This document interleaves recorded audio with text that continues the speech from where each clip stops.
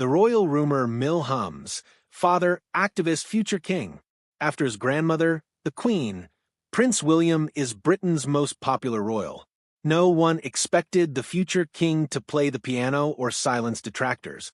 The future monarch appeared unfazed. A great pianist publicly ridiculed Prince William's musical skills, leaving him with two options: make fun or disprove them. Next, jaws dropped. Prince William played as no one expected. With cameras rolling and mistrust in the air, this performance silenced the pianist and shocked the world. Here, royalty changed their tune, a royal gala that altered everything. The evening was supposed to be normal for Prince William. Another great occasion, another polished presentation.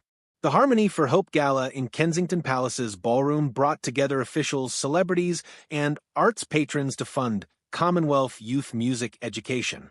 The hall sparkled with chandeliers. Soft violins sounded in the background. The gilded invitations promised a night of elegance, not scandal. Prince William and Princess Catherine arrived calmly. The Princess of Wales would do her Christmas carol service again. They met benefactors, took photos, and chatted with young scholarship recipients who smiled at the royal host. Everything went as planned until the last performance. The host walked on stage with a microphone. "Ladies and gentlemen," he smiled proudly. "Good evening, Your Majesties. Good evening, Windsor. A huge thank you to everyone for making this such a special evening. Please welcome Lang Lang, a pianist who has inspired millions worldwide." Formal acclaim filled the ballroom as world-class musician Lang captivated the nation with her piano skills, masterful. Lang walked to the grand piano and commanded the room. He adjusted the mic and hesitated. The room went quiet. "I've played on many stages," he said, his voice thoughtful and words powerful. "Tonight is exceptional because of the company and the cause."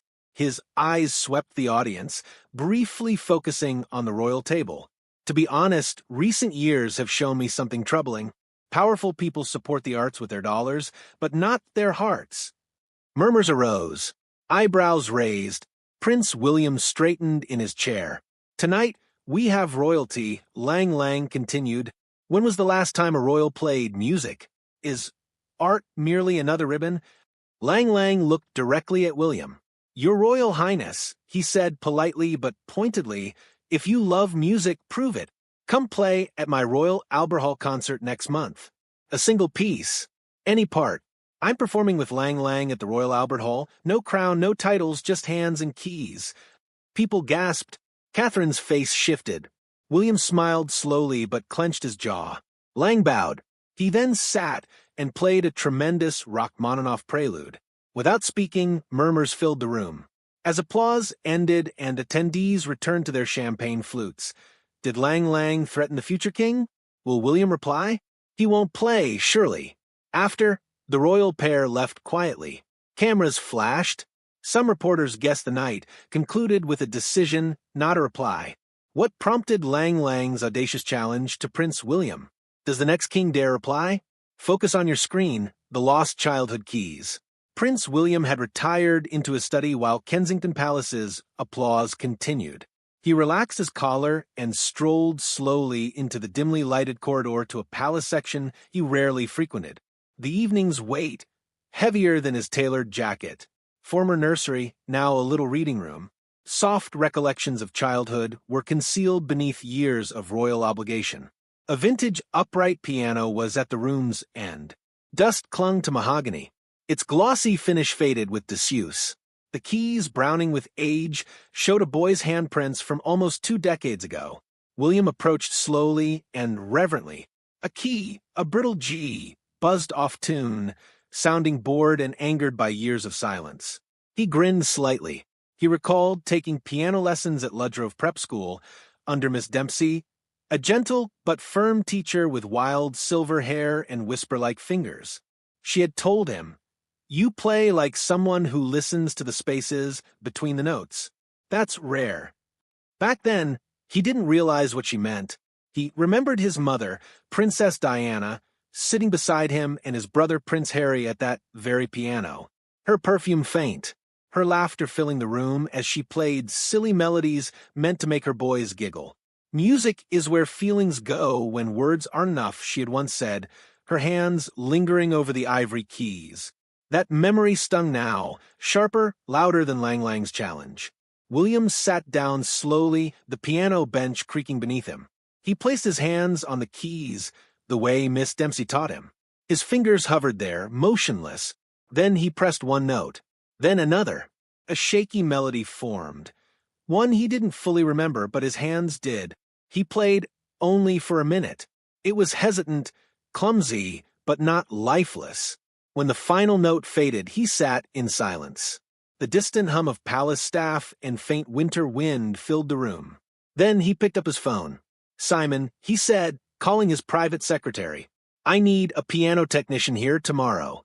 And find me someone who can teach quickly and quietly." "May I ask why, sir?" "I've just accepted a challenge," William replied, his voice firm. "And I need to remember who I used to be. This is what the Prince of Wales wants to highlight." He hung up and stood, casting one last look at the dusty instrument before turning off the lights. The prince wasn't sure if he could be ready in 1 month, but he knew with absolute certainty that he had to try. The hidden mentor. 3 days later, a nondescript black car pulled up to the discreet side entrance of Kensington Palace, far from the eyes of the press or the curious public. No fanfare. No royal guards at attention. Just a short, silver-haired man in a long charcoal coat stepping out with the cautious precision of someone who had once moved faster and with great purpose. His name was Sir Edward Avery, a former concert pianist, once hailed as Britain's answer to Vladimir Horowitz.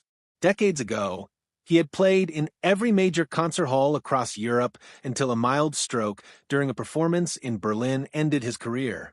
He'd withdrawn from the spotlight and refused all teaching requests, until now. The palace had reached out discreetly. The message had been simple. The prince requires a mentor. Not for ceremony, for skill. Sir Edward was skeptical, even irritated. Royals were not his usual clientele, and he had little patience for dilettantes seeking vanity lessons. But something about the request, its urgency, its privacy, piqued his curiosity. Inside the music room, Prince William stood by the piano waiting. He had changed into something less formal, more human, an open shirt and wool jumper, sleeves rolled to the elbows. His posture was that of a soldier prepared for a long campaign. Sir Edward entered without a bow, without flourish, just an assessing glance. "You called for a teacher," he said flatly. "Why?" William stared him down. "Because I've been publicly challenged. And I don't want to disgrace someone who once thought I could play." Sir Edward wondered. "Your mother?" William nodded. The older man said nothing for a moment. Then he walked toward the piano, running his fingers lightly over the lid. "When was the last time you practiced properly?" "Maybe age 11. Sir Edward gave a faint grunt. "So, your muscle memory is dead. Good. We'll start fresh." He gestured to the bench. "Sit." William obeyed. "Scales. C major. Let's see what's left." William's fingers fumbled, lagging behind his mind. He missed notes. His wrists tensed. After 2 attempts, he looked up apologetically. Sir Edward sighed. "You play like a man with a heavy name, too cautious, too obsessed with appearance. Your Royal Highness, music doesn't respect titles. It only cares if you feel." "I don't want special treatment," William said. "Just the truth." Sir Edward gave the smallest nod of approval. "Then I'll give you the truth. And the truth is, if you're serious, I can teach you enough to survive that stage. But it'll take every spare hour you have." "You'll have them," William said. "All of them." Sir Edward smirked. "Then we begin. But let me warn you, your fingers will bleed long before the press." The old man took a metronome from his coat pocket, set it beside the piano, and flicked it to life. Tick, tock, tick, tock. A new rhythm had begun, one not set by protocol but by passion. Royal protocol versus piano practice. But what did Sir Edward mean by warning William his fingers would bleed before the press did? Stay glued to your screen. And so, while the world turned and the crown carried on, Prince William found himself surrendering to a different kind of discipline, one not governed by court protocol, but by the relentless tick of Sir Edward's metronome. Each morning began with official duties, policy briefings, ribbon cuttings, press appearances. Prince William and Kate Middleton made his first public appearance of two. On paper, nothing had changed, but beneath the surface, a quiet rebellion was taking root. While aides arranged schedules, William rearranged priorities. 10-minute breaks became lessons. Lunch meetings were rescheduled due to diary conflicts. Royal engagements were shaved, just enough to create breathing room for music. Every evening, after the children were asleep and the palace had quieted, William returned to the music room, where Sir Edward waited, punctual as always, sipping black tea and tapping one impatient foot. "You still play too carefully," he would mutter. "You don't attack the keys, you ask permission." "I've spent my whole life asking permission," William replied once. "Then stop," came the sharp response. "The piano won't curtsy to you." The lessons were brutal. William's fingers, unused to the stress, began to ache after mere minutes. His thumb stiffened. His pinkies trembled. Sir Edward made no allowance for pain.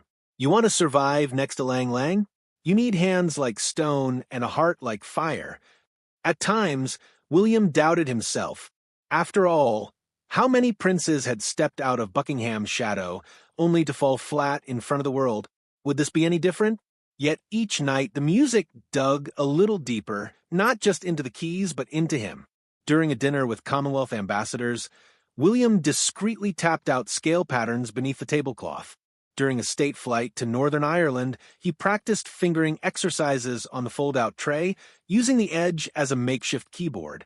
Even the palace driver noted the shift, his once silent commutes now filled with classical recordings.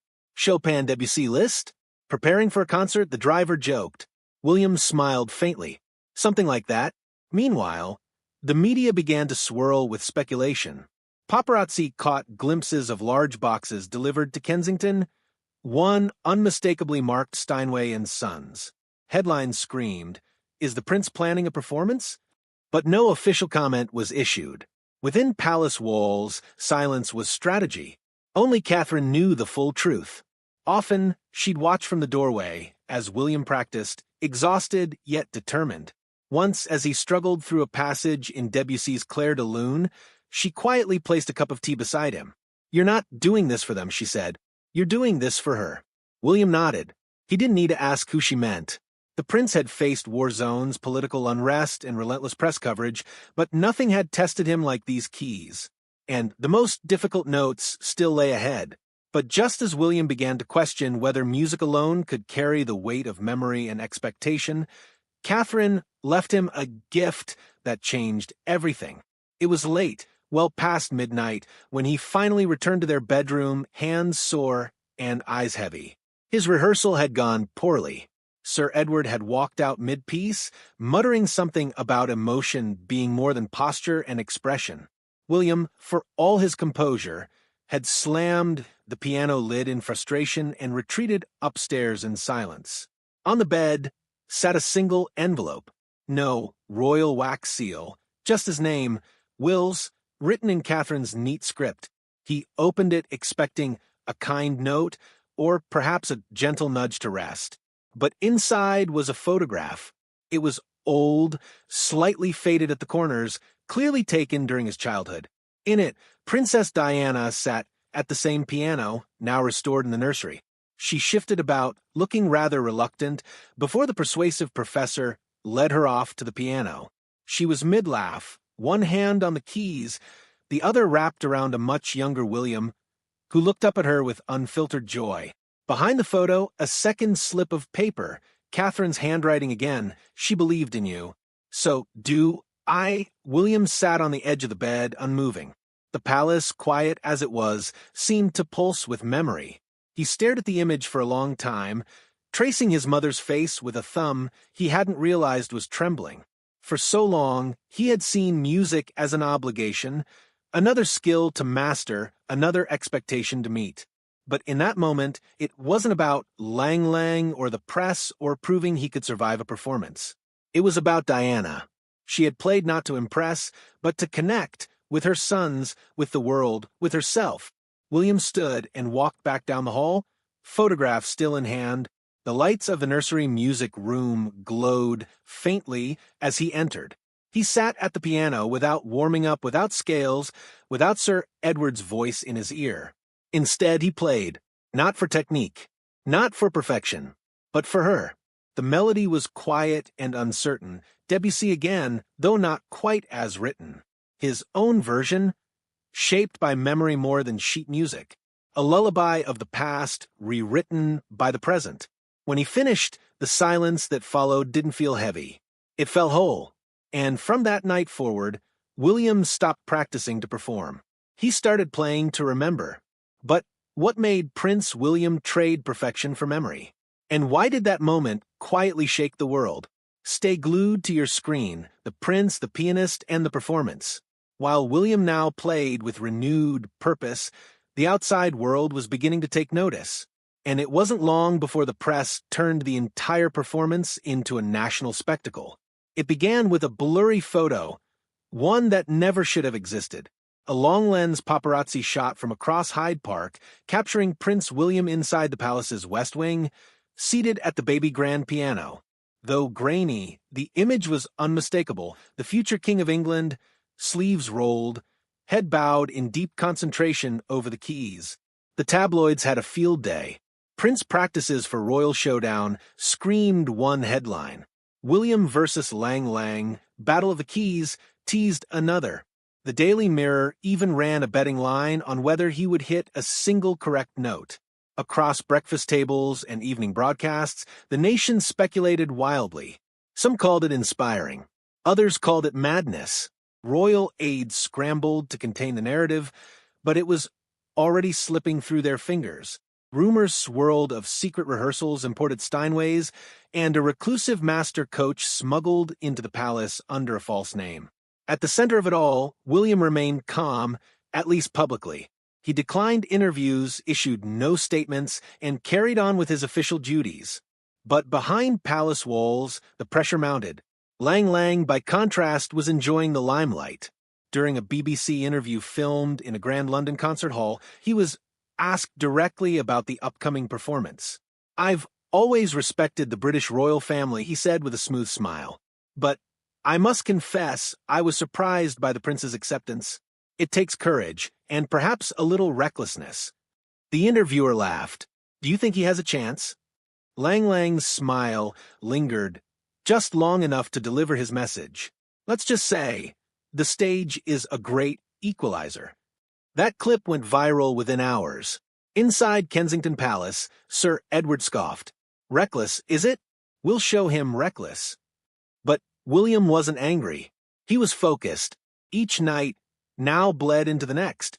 The music room became a sanctuary, the rest of the world locked outside its doors. His playing improved, not in flawless execution, but in texture, in vulnerability. Sir Edward began adding new challenges, improvisation, expressive contrast, changes in tempo. "Lang Lang will play like a machine," he told William. "You must play like a man." Catherine kept the household grounded. She fielded curious questions from the children, especially George, who asked why his father was doing piano homework after bedtime. William smiled. "Because even grown-ups have dreams, buddy." Still, the world outside pressed hard. A viral parody clip circulated on social media, overlaying William's rehearsal footage with slapstick piano sound effects. It stung, but he let it pass. Because for every joke, there was also support. Letters poured in from across the country. Elderly women who once played piano in village halls, teenage boys who hated music class, until now veterans who said it was the first time in years they had seen a royal take a genuine risk. The pressure was real, but so was the purpose. And with the concert at Royal Albert Hall, only 10 days away, William wasn't playing to silence the critics anymore. He was playing to be heard. As the final days ticked down and the world waited to see whether a prince could hold his own against a master, the stage was being set for a night that would redefine royal tradition and challenge everything William thought he knew about himself. Royal Albert Hall shimmered under the floodlights, its iconic red brick glowing like embers against the cold London night. Cameramen jostled for position, while attendees, an eclectic mix of aristocrats, artists, diplomats, and curious onlookers, filled the velvet seats in anticipation. Backstage, William stood alone. He wore a tailored black suit, stripped of medals and honors. No regalia, no ribbons, just a man about to step into a world that judged by feel, not bloodline. On the table beside him sat a worn photograph of Diana and the words Catherine had written, "She believed in you. So do I." He exhaled slowly, feeling his heartbeat sink with the steady thrum of the crowd beyond the curtain. Lang Lang performed first, the musical superstar dazzling the audience with 3 jaw-dropping solo pieces. His final flourish on Rachmaninoff earned a standing ovation that lasted nearly a full minute. Then silence. A single announcement rang through the hall for the evening's final performance, a duet. Gasps rippled through the audience. William emerged from the wing. The cameras flashed, but he didn't flinch. Lang Lang waited at the first piano bench, expression unreadable. William took his seat at the second. The lights dimmed. A hush fell, and together, without fanfare or introduction, they began to play Clair de Lune.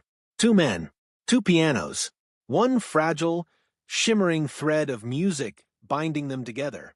What followed wasn't flawless, but it was